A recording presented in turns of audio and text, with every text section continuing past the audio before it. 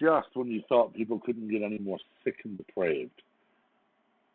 Anna Navarro talks about her disabled brother and step-granddaughter as examples of why we need abortion. If you're the type of person who can say, my brother has autism, or my granddaughter has Down syndrome, why would we want them to live this horrible life they should have just been avoided? You're someone I never want to see in my presence again. I know many people on the spectrum, wonderful people. I know a couple of people with Down syndrome, wonderful people. Yes, their life is more difficult than mine. Doesn't mean they have any less right to be alive. Anna Navarro has now officially come out on the side of, if you are not exactly and perfectly healthy to my standards, you have no right to life, and you should be killed in the womb. Quite frankly, it disgusts me. And trust me, I've already let her know on Twitter.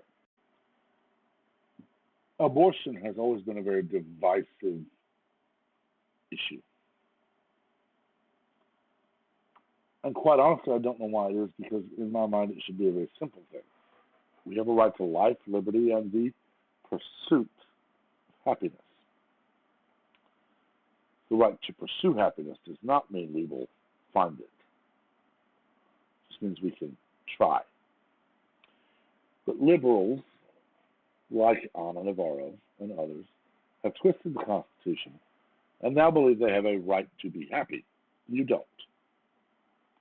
If I had a right to be happy, I would not have been terminated 3.5 weeks ago. I'd still have my job. Now, if I had a right to be happy, I'd be getting paid 7 figures a year to play video games. Would have been paid that for the last 30-odd years. And trust me, I've applied to be a video game tester and bug checker. I have a lot of experience. Started playing video games in the mid-'80s. Started with Pong, then moved to Atari, ColecoVision, the original Nintendo, played Super Nintendo, N64. Never played Dreamcast, played a little bit of Sega. PS1, PS2, PS3. Have not had actually I did have a PS4 for a little while. My nephew had it. Played Xbox, Xbox One, Xbox 360. A lot of experience in video games. But I still don't have that job. I don't have the right to be happy. I have the right to pursue it. You don't have the right to kill someone because it's convenient. I have brought up the numbers to quite a few people in the last couple of days that rape, incest, saving the life of the mother, and so on, all of those combine less than 3%. The extreme vast majority of abortions are for convenience sake. I just don't want to be pregnant. There's a video that went rather viral, although not for the reason the girl wanted, on TikTok, where she holds up a pregnancy test and goes, I get to kill another baby. And she's smiling. And when people were not praising her for that, she set her account to private and blocked everyone who she could.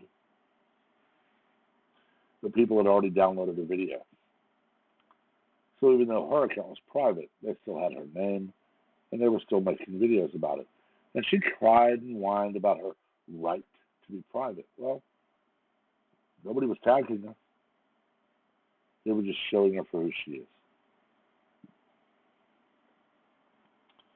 Liberals know that it is not just a camp of self. If they didn't, they would have no qualms at all about cutting down trees to build homes. But because there's one screech owl in the middle of that forest that has one egg it's sitting on, you cannot do anything until that owl has grown up. It is a life that deserves a chance. Amoebas on Mars. Proof of life. The fertilized egg in a woman's womb, that's just a clump of stuff. Anna's the type of person who in 1865 would have been arguing that slaves are not human, they're just slaves. Because she's now the exact person arguing the fetus is not human, it's just a clump of cells. For those who don't know, fetus is Latin, and it translates to offspring. It's another word for child or baby.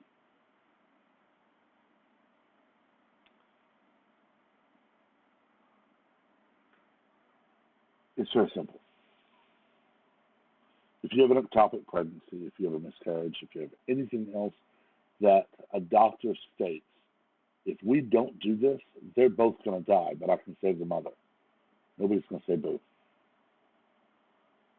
If that doctor tells the government person, I want you to issue me a written order telling me to let this woman die, telling me don't save her life, no government official will.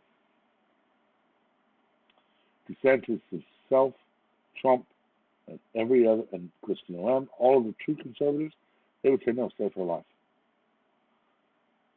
Texas, Missouri, Oklahoma, yes, we have restrictive laws on abortion.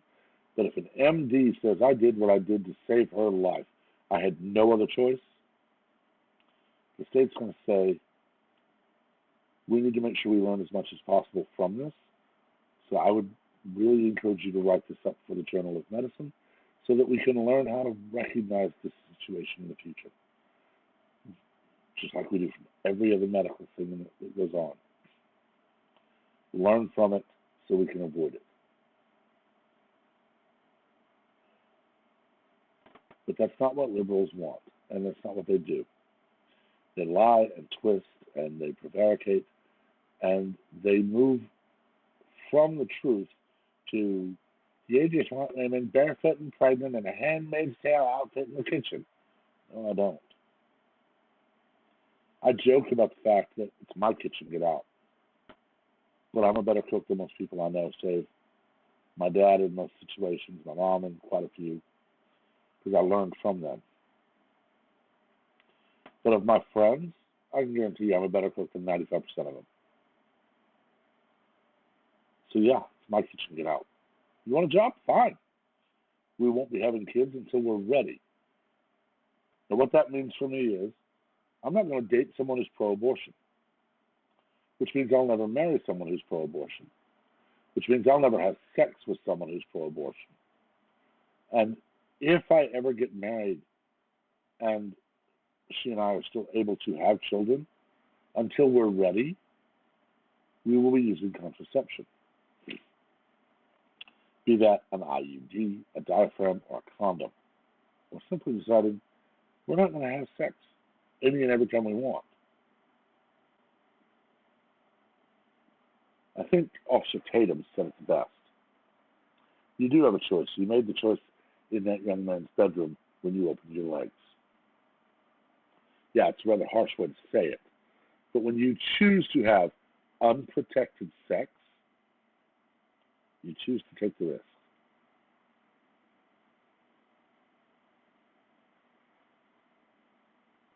I am in no way going to try to tell you I am perfect or blameless or sinless in any way. There are a lot of things in my life I wish I had done differently, a lot of things I am not proud of. Quite honestly, it's every human who's ever lived, save one. But I've repented. I've been forgiven. And now I will simply not stop sharing my faith. But this is not simply a Christian matter. I know people who are Jewish, Muslim, Buddhist, Hindu, and atheist, and everything else, who are appalled and sickened by the practice of abortion.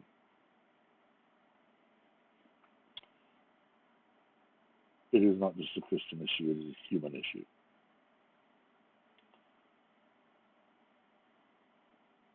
And it needs to stop. I've said before, and I'll say it again until the day I die. And make no mistake, I am not advocating for this to be the only way. But sex ed, when it's taught either in 8th or 9th grade or after, needs to include that abstinence is the only thing that guarantees you won't get pregnant. There is only one 100% viable option for birth control, and that is don't have sex. You can't guarantee you won't get a disease because you could get it from having sex, getting a blood transfusion, or several other ways. Hell, California just took away the law that made it illegal to donate blood without declaring if you have an STD. So in California now, if you have HIV or Hep or any of the others, you can donate blood and just refuse to tell them. And if they don't catch it, they use the blood, somebody's going to have AIDS or HIV or hepatitis or whatever. But if you don't have sex, you won't get pregnant. Sex ed needs to include that. Notice I use the word include. Because yes, it should also talk about if you're not going to make the choice to stay celibate, then these are the options that give you some level of protection. Condoms, IUDs, diaphragms, so on. They're not infallible. They are, quite frankly, better than unprotected sex, but you might still get pregnant. But every time I bring that up, people instantly twist my words and say, oh yeah, you just want us all to go to Christian schools and be told, only be celibate, nothing else, nothing else, nothing else. I had someone say that on a video more than a year ago. And I said, here's the time step, go listen to what I said.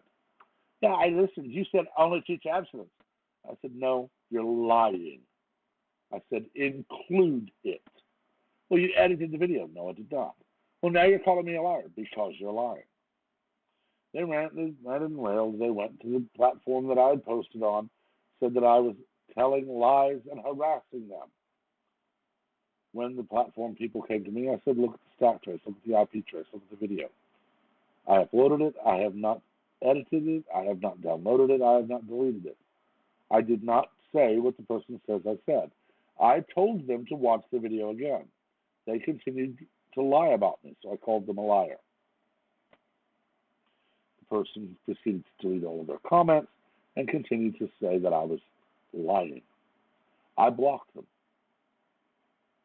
They're probably still very mad that I will not admit I lied when I didn't. But that is the current left. That is the modern day liberal. The modern day liberal is the person who will say whatever the hell they want, whenever the hell they want, to whoever the hell they want. And when the person disagrees, they will attack. It's extremely sad, and quite frankly, it's only going to get worse. Anyway, I've ranted, railed, I've gotten off topic, I'm sorry for that. I'm going to go do laundry and then try and get a few deliveries tonight. Make sure that you're subscribed with notifications on so you know anytime I post. And please, in the comments, remain civil. We are adults. We can discuss dissent and debate without resorting to childish attacks. Until next time, have a wonderful week. God bless.